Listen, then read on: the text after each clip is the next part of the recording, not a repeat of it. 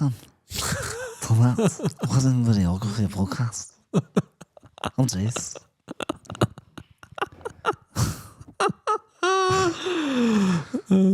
Welcome along. Why you became a terrible scouser? No. Fucking no. Do you see that Jimmy Carr actually episode when he was teaching? Was it is it Samia Halleck or whatever her name is? How to speak as a scouser? He's like poopa scoopa. Is that Geordie? Oh, was it Geordie? That's Geordie. Poopa scoopa. Is Geordie? Poopa scoopa. Poopa scoopa. Poop. Maybe it's Geordie actually. Because that's Liverpool.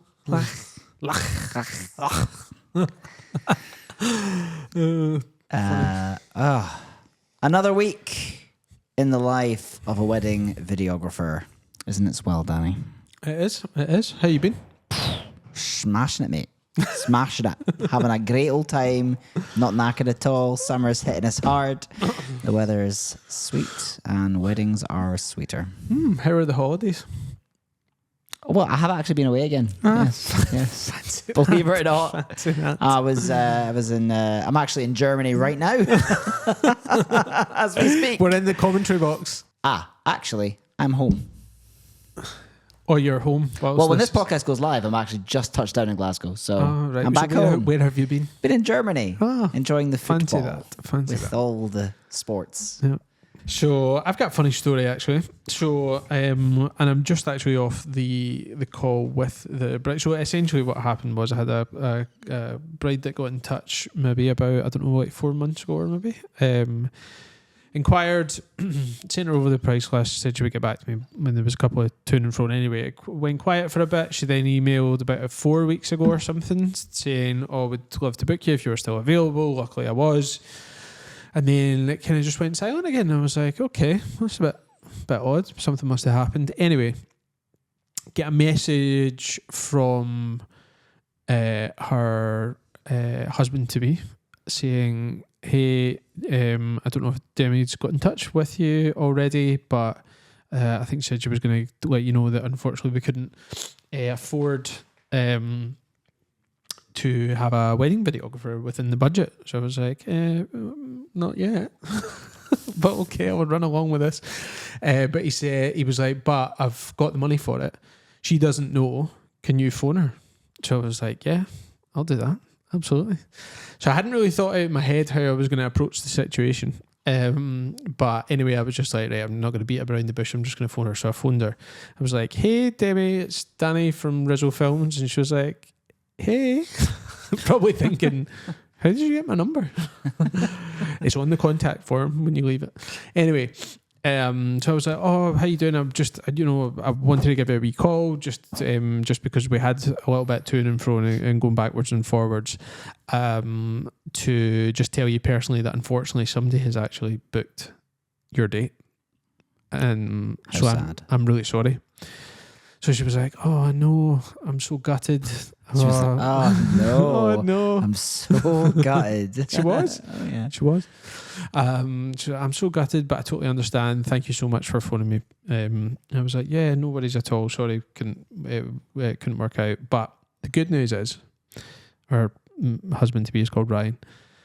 The good news is, the person that booked me was Ryan. And she was like, oh my God.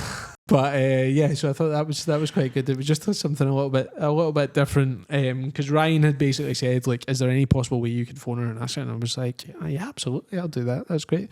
I hadn't really thought out in my head how I was actually going to approach the situation until I was on the phone call, and I was like, oh yeah, this will work.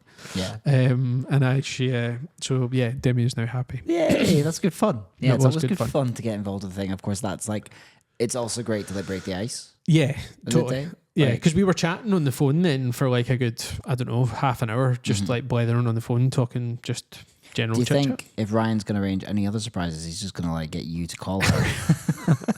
Like, by the way, you've got some singing wares coming your way. Serious matter. Thou shalt not mention singing wares. It's just like, you know what it's like singing waiters. It's like, I don't mind them. It's just like, I always lose my sticky toffee pudding, man. Like every time, because like they come out. I can't take a sticky toffee pudding with me onto the dance floor. Oh, don't mind me. There's the videographer just stuffing his face full of sticky toffee pudding. See, I've lost on count. I've lost 3 sticky toffee puddings. It's always been sticky toffee pudding. That's why I remember, and I want my sticky toffee pudding, man, every single time. Because they've been like, oh, we're just about to go. Oh yeah, don't worry, it'll just be after the desserts. And you know what it's like, because you never get the dessert on time, the same time as everybody else.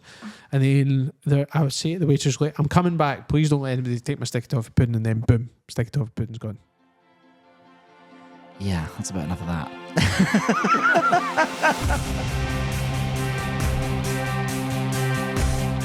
Rant over. Tell us how you really feel, Danny. For the record, I love singing waiters. I mean they're good in that, just not when I lose my sticky toffee pudding. Just take it to the dance floor, take the plate, and just like a fork, and then just like put a tripod up and just eat it. No. You know, you can miss 1 or 2. Just get the reaction, go back, and then get the third and fourth song. Okay. Anyway, moving on. So this week's topic of discussion. Ooh. What we're talking about. Something really sexy. It's so sexy. Oh my God. Listen up, folks. Turn this up. This podcast is sponsored by Jadot, Charlize Theron. Get ready for this hot topic. Oh, disgusting. Ow. I hope your earbuds are tintillated for this topic of organization. Organization. Is that what it is? Yeah. Or is it more specifically? No, it's just organization in general. Yeah. You see how organized we are. Well, essentially, right? Yeah. I got really excited yesterday talking about how I go around organizing my files, and I got like so into it. And then Danny was like, "Well, okay, well, why don't we talk a bit more about organization in terms of like how do we organize our kit on the day and stuff?" And of course, how is that ever a boring conversation?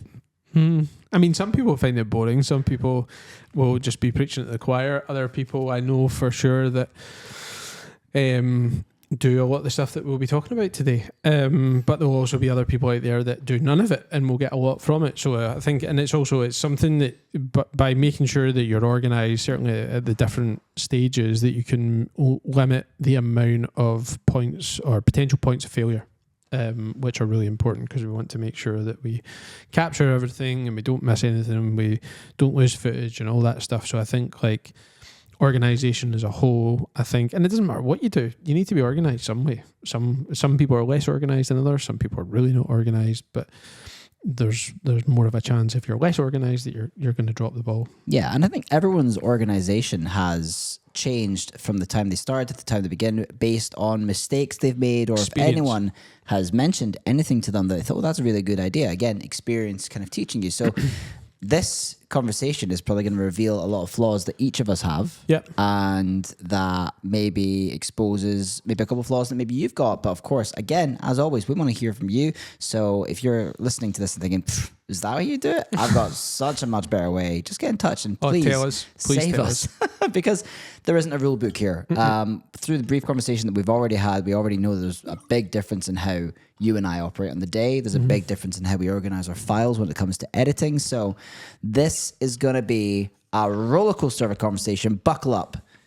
Let's dive in. So pre-wedding, we're getting our kit organized, ready to go.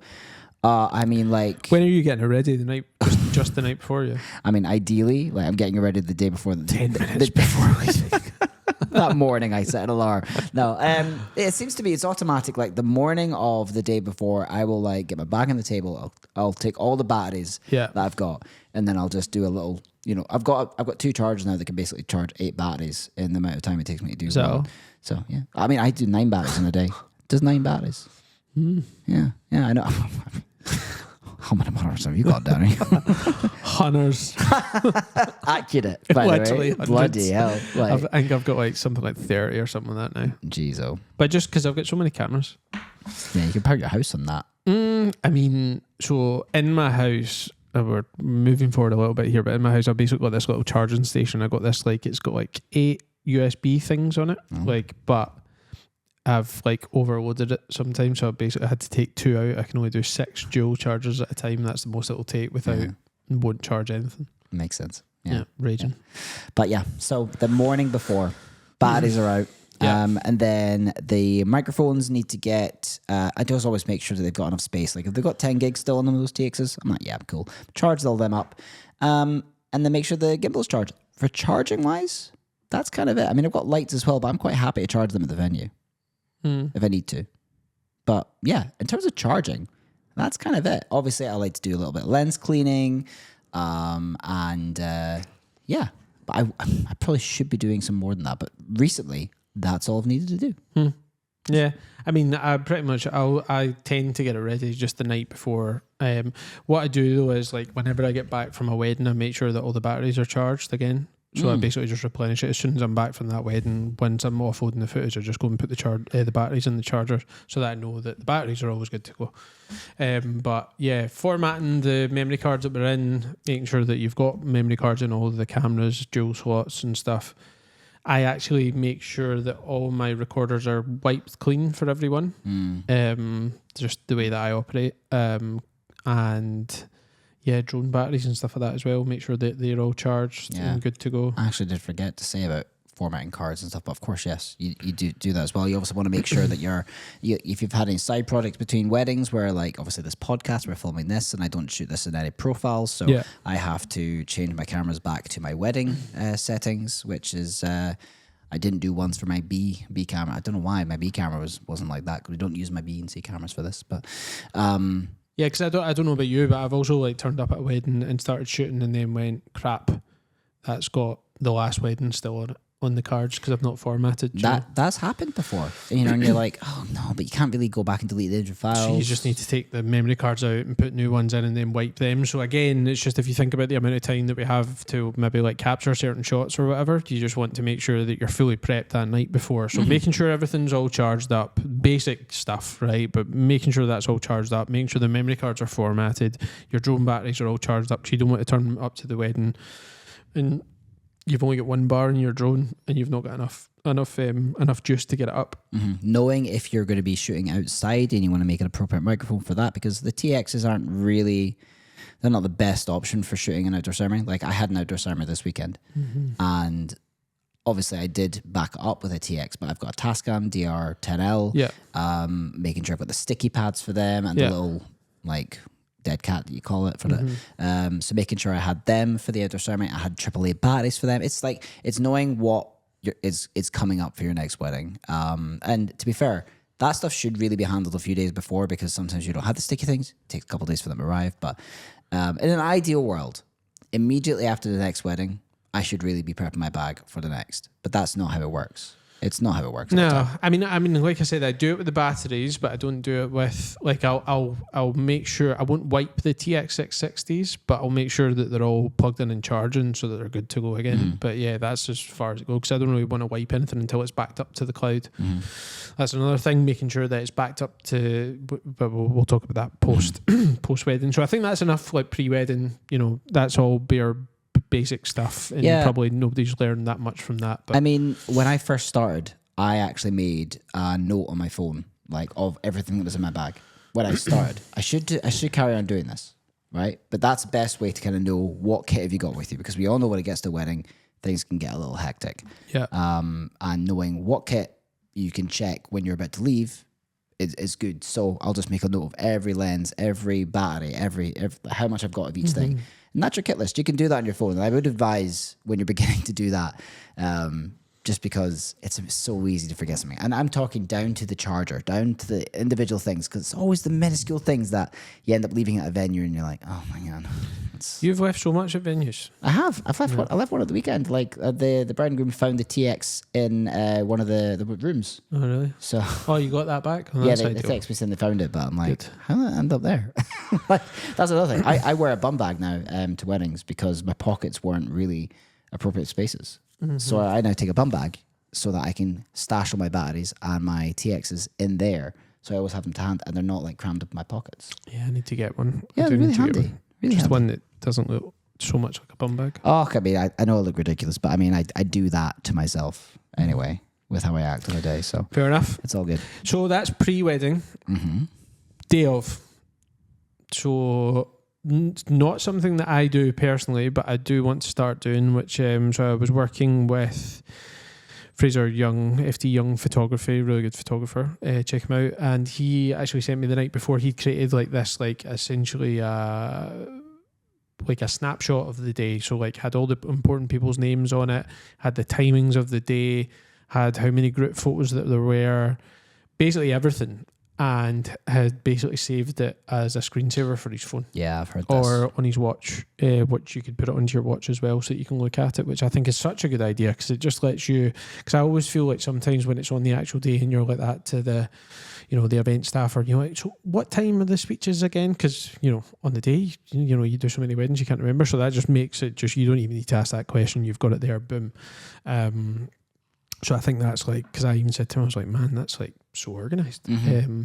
So that's a really good thing that you can do that I will be doing going forward. After seeing that, I just thought it was so good, so prepped for the day ahead. Yeah, I've heard that trick before, and I keep meaning to do it, but I end up just like kind of logging into the app, like Studio Ninja, the app, just there, and I'll just scroll down to kind of see the information I need. It's quick enough for me to do it. But yeah, just having it there on your wallpaper would be so ideal. And for all the people that don't have Studio Ninja, of course, you know. Yeah, it's like even if there's notes or something like that, you know, just to be able to have that, because like knowing names, like it sounds bad, right? But sometimes you're going up to shoot and you're about to walk into a room and you go, who is in this room? Like, who's? It's not like whose wedding it is, because you know who it is, but sometimes you're mixing up a name, going, oh my god, is it Brian or is it Barry? Like, what?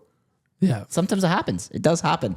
So just knowing the names, but obviously you can go even further and you can even get bridal part. I know the bridal part's names because I've got them on the list, and it's about, right, who's Courtney? Who's Courtney? Right. Heard all about you. Behave you. So you can go in there, kind of break the ice. That's kind of stuff that I've got. Obviously, before I get out the car to go into the venue, I'm going, right, okay, so the celebrant today is this is the time we're doing it here. Yep. Anything to note, like any jewelry they want covered, any special family they want, you know, who's the stars of the day that, right, okay, we really want to focus in on that. That's all done before the wedding day, where you're kind of figuring out what is your client actually expecting of you the day, like what do they want you to cover. So I'm going through all my notes in the morning before I get out the car, listen to some rock music, hype myself up, and then get out and perform. That's my morning kind of routine when I get to a venue. Mm-hmm. Yeah, something fairly similar. Just checking through that questionnaire and just making sure that you've got like the names of folk, and also checking, because I asked for a little bit about like anything, you know, happening at the wedding, or is there any kind of like important information that you want to add? And sometimes obviously they'll put in focus on these people on the day, or yada yada yada. So it's a quick refresh just before you walk in and go, okay, right, this is the game plan for today. Yeah, just so you can check out if any other wedding or thoughts that you've had or calls you've had, you're locked in on the information that you've got there. This is what I'm focusing on today. It's a really good to just kind of get you in the zone of what you're about to do that day. Yeah, definitely. And then I think like for the rest of the actual day, it's, you know, just being organised in the sense of like trying and keeping your stuff all in like one section, so it's not all spread all over the place, so that you don't need to be like Jason and then realise that you've left your gimbal or whatever at the venue. I mean, let's set the record straight here. On the day, I am not as organised as you are. Like I've second shot for you, and you're just so concise about putting this back here and putting things in here. And tell us, everyone, about your battery situation, obviously, because the way we use batteries on the day is very different. Okay, so I think that essentially what happened was I had one wedding where, because what I used to do was I would take the battery out and I would just chuck it into the bag. And I must have this time taken a battery from just wherever I'd chucked the battery, or either I'd flung the batteries in and it landed in the same bit where the fresh batteries were. And I had no identifier to say that this battery had already been used. So I picked that up. I picked two up, put them in my pocket, got into the couple shoot, and I was like, shit, needed a new battery, put the battery in, and it had like 1 bar. The other one had 2 bars. I managed to drag it out, but I was having to like be very conservative about what shots. It wasn't a comfortable situation. So after that, I went, there's got to be a way for me to identify what battery is a good battery, a full battery, and what one's a dud that needs charge. So what I done was I've got like these little cases on Amazon that you can put your batteries in. I've put a sticker on the front of them, orange sticker, obviously. Essentially what I do is if the sticker is facing up, it's a good battery. Once you've used the battery, flip it over, stickers down, and that way you know it's a dud. And that is my system for batteries, and it works so well because I've never went onto another. I've never taken batteries out and went, oh crap, that's only got one bar left, and it totally eradicated that problem. Yeah, you take more batteries than you need for the day, which is a great way of doing it. I have 9 batteries in the day, and to be fair, I do probably go through that with my B and C cams as well. But my process isn't a case of upside down or sticker in a case or whatnot. Front pocket, good. Back pocket, bad. That's my process. But there's still a system. It makes sense to me. Like, let's be real. Delivering your wedding films by USB, that's outdated. We use VidFlow, the sleekest platform for delivering your wedding films. It makes your couples feel like they've got their own private Netflix. Plus, with their white labeling service, you can customize everything from the branding to your own custom domain to make it super personal. Want to wow your clients? Use the code TWVP10 for 10% off any of the pro plans, including the white label service. Head on over to vidflow.co and level up your wedding film delivery experience. Let's talk about backlog. Editing piles up fast and it's overwhelming. That's why we use brideandgroom.video, a wedding film editing service that creates stunning wedding films faster without compromising on quality. They match your unique style, so you still feel like you've made them. And the process is super simple. Use the code TWVP75 to get £75 off your first order and try out their service. Clear your backlog and grow your business. Visit brideandgroom.video today. Hasta la vista, backlog. So I charge my batteries for the day. Like, obviously, the 3 cameras that I've got in the day, they've got fresh batteries in them. I'll always have like 3 batteries on me in my front pocket or my bum bag to know that they're ready to go when I need to change my main camera. And then as soon as a battery is used, straight in the charger. And then I just always know I've got a fresh batch in my charger, because by the time I come back to it, I know they're all going to be 100%. Front pocket. Front pocket good, back pocket bad. That's how I live my life. So simple. So simple, but so effective. Yeah. They're like proper like 2 ends of the spectrum, I guess, in terms of like being anal or whatever. But yeah, I think also like it's trying to figure out what works for you. I know, and Kirsty laughs at me when I say like I'm like organised, because like when it comes to stuff like that, I am super organised. She's like, you're not organised like in general day-to-day life. And I went, well, when it comes to my business, I am quite organised. Yeah, don't get me wrong. I'd love to be as organised as you are in the day, because when it comes out in the wire, I'm like, get my bag and put stuff into it and then deal with it later. And that's what ultimately left, why I left the venue without a TX660 the other day, because I just didn't know where it was. Yeah, that doesn't always happen. That was pretty rare for me, because my bum bag usually has them all. I actually forgot my bum bag that day. I wasn't organised that morning. We're on to a winner. I'm not selling myself here, am I? No, but so organised. Well, I just take over from here.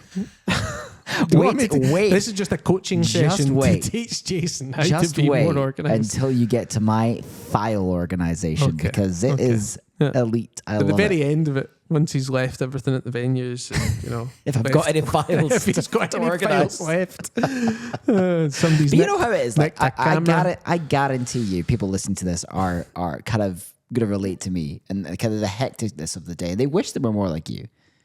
Yeah, maybe. Or maybe not. Maybe not. Maybe not. Maybe not. Maybe I have a lot to learn. Just like sack him off. He's too much a pain in the arse. But it just that's just my way of just making sure that I've got everything, because I would hate to leave a venue and having left something. It has been a bad year for that. and left it. So that's another thing that I will do as well. So I've basically got like cases for everything. So I don't just rock my gimbal out. I've got like a case that I put it into, but I've got a air tag in all of the cases, so that because I've left something at a venue once, and that was why I went, all right, okay, I need to get something so that I don't need to have to double back. Because for instance, if you left your camera bag or something like that, unlikely to happen, because that's like an important thing. But if you left a bag, I don't know, the gimbal or whatever in Inverness, and you're halfway down the road, you're just going to be like, sack it, I'll just get it the next time, or I'll just, which is a pain in the arse. Yeah. I mean, my gimbal doesn't go into a specific gimbal bag. It goes into my tripod bag with everything else. But so you could bang something in that. Yeah, I mean, I could, but I wouldn't forget that. That's the thing. Like, I'll take the bags back. It's just the individual things that go in the bag. And that's when I used to do a kit list. Yeah. That was great for me. But I kind of got so confident that it'd been a while since I'd forgotten something. And I got complacent again. It was basically at the start of the year when I started filming weddings. The first 2 weddings, I forgot something, and a month later, I forgot something else. Hadn't been doing my kit list. There's a pattern. So what it's teaching me is that I just need to do my kit list again, and then go through the list and make sure I've got everything. And it should be good. But that's why a kit list is super important. But I've still got the kit list on my phone of all the equipment I used to bring, all the stuff. I've slimmed that down now. Yeah. So make a new one. Yeah. But yeah, the AirTags are like good just to make sure that you don't like leave certain things like drones or whatever. If you've got your drone in a bag, popping one in there. I've basically just got one in every one so that it pops up on the screen in the car. Yeah. I mean, that's just a good idea for security anyway. Like, because you are leaving your kit unattended at a wedding. It hasn't happened to me yet, but people could easily just pick that up, and obviously they don't know there's an AirTag in it. You're onto winner. You found them. Definitely. Yeah. So I think that's kind of like everything during the day. If there's anything that you do in the day though, to make sure that everything's in place and tickety boo, then please do reach out. Yeah, because I mean, like card management and stuff today. I mean, do you have to like change cards and stuff? Like, you're good? Nah. Yeah. So I basically, what I done to avoid that happening, because I could see that becoming an issue, was on my main cam, I got two 512 gigabyte cards, because I was going over. I was finding myself going over for a while on the 85 camera, because I like shooting on the 85, and I was finding I was needing more than the 256, so I had to get 512 cards. And the other cameras have all got 256 cards on them, and very rarely do I have to. I hate having to swap out the cards, because you feel really vulnerable, because they're not in a camera and could easily be lost. But I do have a little case, and I've got a system where I've got like a red one and a blue one. Red one has been recorded on, blue one's good to go. Oh. So that's how I do that. Yeah. So that you don't lose the cards in amongst all the other cards, you know.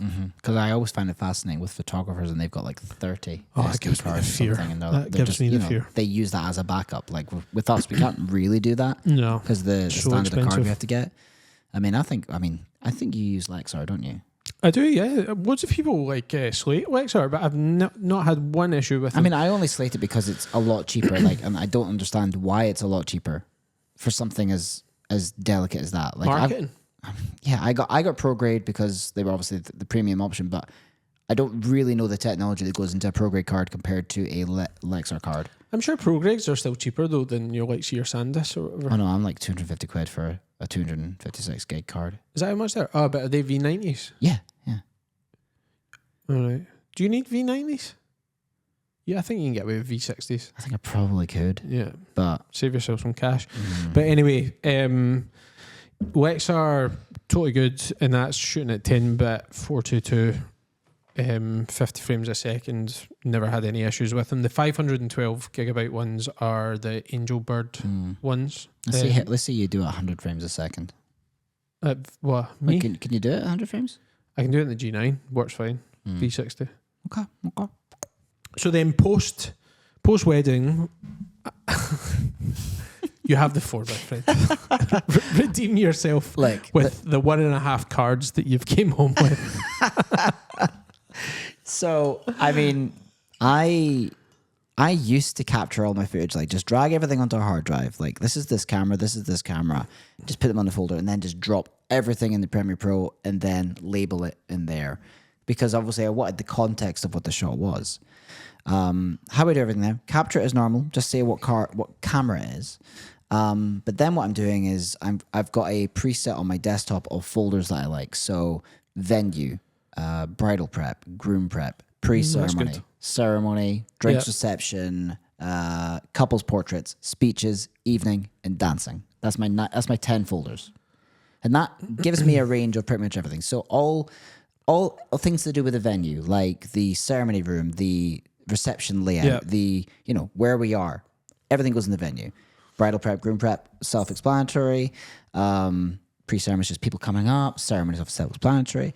And I do that I'll basically go down the clips once they're on my hard drive, and I'll just press shift and watch each clip and gather them in bunches, because I've usually done them in a bunch, and then drag them into the appropriate folder. It'll take me maybe 15, 20 minutes to go through the entire card because I'm not watching the full clip. I just know. Yeah, I was going to say, because you're just looking at what part of the day is it, so that you can label it and categorize it. Exactly. It's I don't know. really good. I don't do that, but I think I might start doing it. Yeah, it basically once you know what the first clip of the thing is, you know where that's going to go. Yeah. So when you do put it into, like when I got a footage folder on Premiere Pro, I'll just drag that all in there. I can basically label them with a different color because I know the context of that clip. Yeah. And then when I go to cull it, I can basically cull everything the venue, everything from the bridal, and I've got a clean, culled version of my film from that. So it's a really efficient way of doing that. Of course, we haven't spoken about backing up and stuff after that, but like, how do you capture your footage? So I label mine by the lens that's on the camera. Mm-hmm. So main one will just be the 24-70, 24-70, 85, the 24 gimbal, I'll sometimes call it, and do it like that, audio and drone, and that's how I label it. But what I do find is, which would save me time in the edit, so it doesn't save me time from there. What that does is that just lets me know that I've got every camera accounted for, because obviously I know how many folders I should have on the back of how many cameras I've used at that wedding. But then what I do find is sometimes I can be scrolling a little bit through to figure out, because it depends, or to figure out basically where a certain shot is, because if you're using multiple cameras on a day and your cameras are not set up to the same time sync, they'll be out. When you get all that footage in there, they're not going to be in order. Oh, that'd be annoying. It's so annoying, because I've shot, for instance, like somebody's second shot for me before, and they've like either not changed their time on their camera over to when it's daylight savings time or whatever, and then it's like an hour out. So then it's just, you've got random footage, random ceremony footage in the middle of like the cocktail hour or whatever, and it's like, it's really irritating. Whereas using your method, even if that was to happen, it would still be a smidge of an issue, but not as much of an issue, because you would still have it in amongst, it would probably just be at the bottom, you know, for instance, but it would still be in that folder, for instance, for cocktail hour or for couple shoot or whatever. I mean, either that or you do it twice and you have like, so sometimes when I have a second shooter, when I first started doing this kind of file format, I would put my second shooters, like venue, bridal prep, groom prep, that kind of thing, and then do my own. Now I bundle them together, but if you did do it separately, at least you could say, right, I need a shot from like my second shooter's version of this. And now I just bundle it all together, because I know if I need a shot of people having drinks at the drinks reception to kind of like time or something, I'll just dip in there and I know there will be a shot from that section, regardless of what camera shot it. Mm-hmm. So that works. I think I will start doing that from this next wedding that I've got on Friday. Mm-hmm.